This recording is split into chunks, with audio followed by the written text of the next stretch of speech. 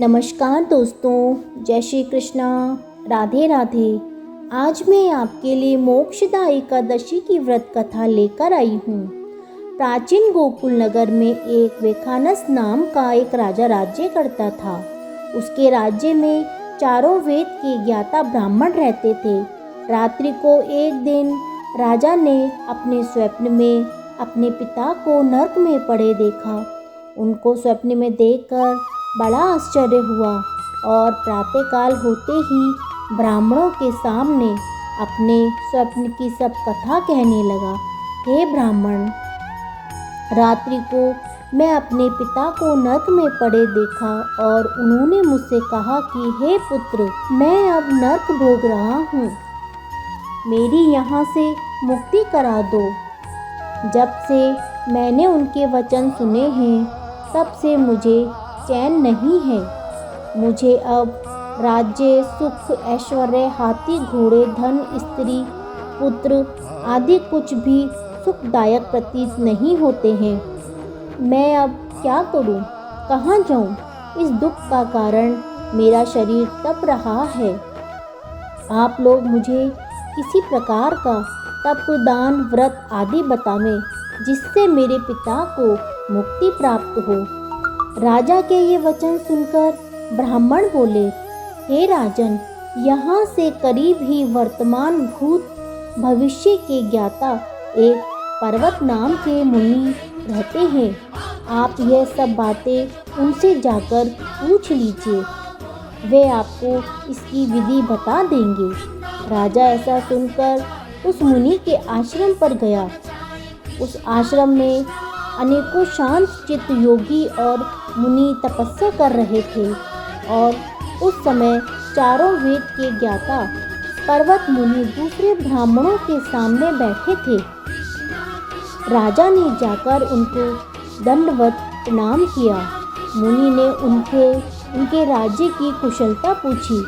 तब राजा बोले, हे देव ऋषि, आपकी कृपा से मेरे राज्य में सब कुशल है, परंतु अचानक एक विघ्न आ गया है जिससे मुझे अशांति हो रही है। अब आप कृपा करके इस समय इस दुविधा को दूर कीजिए।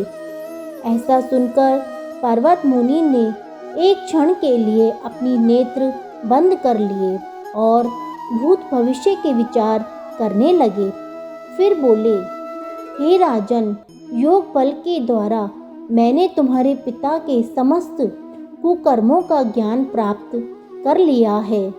उन्होंने पूर्व जन्म में कामातुर होकर सौत के कहने पर अपनी दूसरी पत्नी को ऋतु दान मांगने पर भी नहीं दिया था। उसी पाप कर्म का फल से तुम्हारे पिता नरक भोग रहे हैं। तब राजा बोले, हे भगवान, मेरे पिताजी का उद्धार हेतु आप कोई उपाय बताएं। तब पर्वत मुनि बोले, हे राजन, मार्गशीर्ष मास की शुक्ल एकादशी होती है।